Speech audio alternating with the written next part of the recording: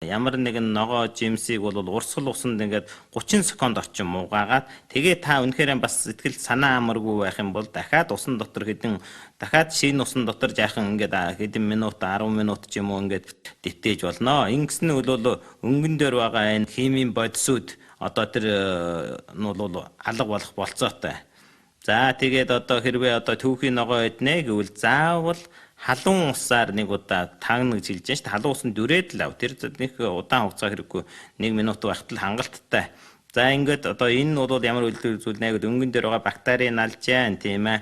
Хорхойны өндөгнүүд байсан бол устан тэр хорт хавдрыг үүсгэдэг юм уу тэр тариалангийн хорхон алах юмнуудыг бас алга болгож болно. Дээрээс нь тэр өвсөн хүчлийн багасгаж болно. За гэх зэргийн одоо их сайн үйлдэлтэй байгаамаа. Амтны гаралтай хоол хүнсийг түүхий идэх бол туйлын буруу юм аа. Одоо их түүхий иддэг юм чи Монгол хүн ч яг хөө түүхий борц идэл байдаг юм тэр ч нэг сайн асуудал биш ээ. За тэгээд одоо түүхий өндөг бас одоо BMF-гээ түүхий өндөг гэж जैन тэр Европчууд бол өндөг нь гол нь түүхийд байж байдیں۔ Тэр одоо тэг сайн явдал ерөөсөн биш. За тэгээд нэн илүү далайн дагуу оронд бол түүхий загснаа махыг хийж байна. Энэ бол туйлын буруу да. Ер нь бол хүн даваад хэлэх юм бол гэдсэн замын систем чинь байна штэ. Тэр түүхий уургийг шингээх чадвар маш муу байд. Тэгээд түүхий уург одоо болсон үед, атуурсан үед сая бид нар бол сайн шингээж авч чаддаг юм л да. Түүхий одоо амтны гаралтай хоол хүнс ч юм ааш гэдсэн зам дарахтаар амархан илж ирдэм. Тэгээд хорто бодис үүсдэм. Энэ дотор нь бол энэ түүхий юм дотор ч маш ариун зүйлийн тэр нян гэдэг юм уу тэр жижиг бичил амтангууд байдаг. За ингээд одоо өвчин үсгийн чинь их үсвэр болж байгаа байхгүй юу. Тийм болохоор одоо бид нар маш сайн анхаарах хэрэгтэй. За тэр одоо цус шимэгч орхойч гэдэг юм уу одоо вирус гэдэг юм уу одоо ийм олон зүйлийн хортой аюултай юмнууд энэ түүхий хоолн дотор байгаа байхгүй ийм болохоор одоо түүхийгээр иддэг бол их буруу юм да энэ амтны гаралтай хоолыг бол шинжлэх ухааны үндсэлтэй заавал болгож идж байх хэрэгтэй муу зэвшил даатгалаа өөрчлөх хэрэгтэй хүнийг заавал дуурайгаа явах. Тэгээд ургамлын гаралтай хоолны хувьд авч хэлэх юм бол нэг хэсгийн заавал болгож их чухалтай хоолууд байгаа л да. За жишээлбэл одоо энэ нүүрс усны нэгдлийн хоол хүнс байна, уураг байна. Энийг заавал болгож идэх хэрэгтэй. Энэ дотор чинь юу байна вэ? Амтны одоо тэр савн тарианы үр гэж байна те. Буурцгийг заавал болгож идэх хэрэгтэй. Буурцэг дотор бол нэг зүйлийн одоо тэр хүний биед хортой бодис байдаг байхгүй. Хэрвээ энийг түүхийгээр нийтэх юм бол гэдс чинь хөөн, бөөлжин, туулган, аюул болгон дэндүүл одоо манахч магадгүй тийм ээ. За тэгээд төмснөө төрлийн хоолыг заавал болгож явах хэрэгтэй. Энийг болгохдороо байж та энэ нүүрс усны нэгдэл нь бол задарч гарч ирдэг. Тэгээд энэ нүүрс усны нэгдэл чинь бол хүний биед одоо энэ тодорхой уураг одоо хүний биед шимэгдэх сайн болдог. Хэрвээ одоо түүхийгээр идвэл энэ бас зарим зүйл нь нэг илүү буурцганы төрлийн түүхийгээр идвэл бас хордлого үүснэ шүү. Энэ аюултай 98 нас ч авах аюултай байгаа шүү. За тэгээд ногооны төрөлд орж ирэх юм бол аль болж игэл түүхийгээр идэж чадвал идэх хэрэгтэй. Хагас түүхийгээр идэж болно тийм ээ. Энэ зарим ногоогийн бол бүр түүхийгээр идэж болно шүү дээ. Ерөнхий олонхын ногоонууд бол бүр түүхийгээр идэж болдог юм. Тэгээд болохгүйг нь одоо хагас дутуу болгоод идэж болно. Ер нь бол ногоон дотор байгаа жишээлбэл ногоон онг дотор байгаа ногоон өнгөтэй ногоон дотор байгаа витамин С бол байна шүү дээ. 100 градус болохтол 40-50% нь одоо устддаг витамин С.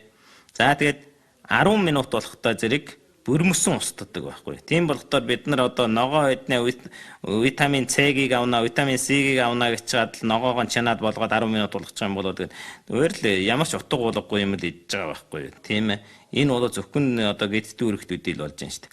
Тийм болохоор ногоогийн 1 минут болдог ногоог бити 2 минут болгож байна. Тийм ээ. Тэгээд энэ дотор бас нэг сайн үйлдэл нь бид нар халуун усанд ингээд өрөөч авд юм тагнаад авах үед 1 минут болоход энэ доторх байгаа өвсөн хүчил нь алга болчихно. Өвсөн хүчил гэдэг юм нь ямар учиртай юм гэхээр өвсөн хүчил бол гидсэн даманд кальцтэй нэгдээд гидсэн даманд кальцийг шингэхийг хориглоод байдаг байхгүй.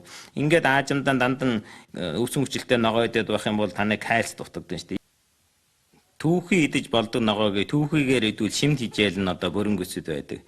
Жишээлбэл одоо арга бас их чухал байгаа байхгүй юу? Саримсыг идэхдээ түүхийгээр идэх мөртөөс ингээд саримсыг бяцлаад 10 минутын дараа идэх юм бол тэр дотор байгаа саримсны хүчил гэдэг юм нь бол гарч ирээд хүний биед маш их сайн үйлдэл үзүүлэх юм байна. Шууд бөглөөр нийцчих юм уу? Шууд халаавал тэгээд 100% устчих байгаа байхгүй юу бас.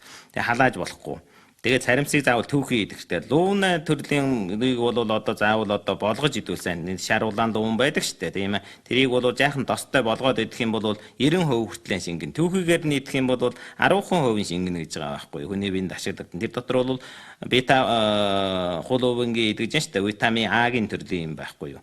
За ийм болохдоор бол бид нар бол зарим ногоог түүхийгээр идэхдээ зарим ногоог болгож идэх хэрэгтэй. Тийм. Тэгээд энэ дотор бас нэг витамин С бид нар хоол болгондоор заавал яхан түүхийн ногоо идэж. Эннээ сайн учир нь витамин С, витамин С-ийг нөхөж байгаа байхгүй. Тэгээд бид нар одоо ингэ сэрүүн ногоо хийхдээ дотор нь яхан саримс хийж. Дотор нь яхан тэр хятад цуу хийж. Цуу хий. Энэ ямар үйлдэгтэй нэг бол витамин С-г нь хамгаалж өгж байгаа. Хоёр бол тэр дотор байгаа одоо бактериудыг устгаж өгнө штэ. Тэгээд эдгээр бодис чинь эргээд таны биеинд ихсэн. За яг хөө сонгон юу хийж болно? Сонгон саримс алиня хийж болно. Тэгээ саримсыг хийхдээ бол түүхийгээр идэх чухалтай болохдоо саримсыг хийх нь их чухлаа гэж бодож байгаа. Саримс чинь бол одоо жишээлбэл одоо ингээ гадна яваад гуанзна хоол идэм үү? Одоо ариун цэврийн одоо гадны хоол бас баталгаагүй шүү дээ. Энэ үед бол бид нар заавал саримс идчихвэл бид нарт бол нэг талаараа эрүүл мэнд хэрэгтэй, нөгөө талаараа тэр бактерийг алж өгөөд маш сайн нэр чамайг гидснээ өвчин олохгүй байх үйлдэлтэй байхгүй. За энэ талаараа их анхаарах нь зүйтэй болов уу гэж бодож байна да. За баярлалаа.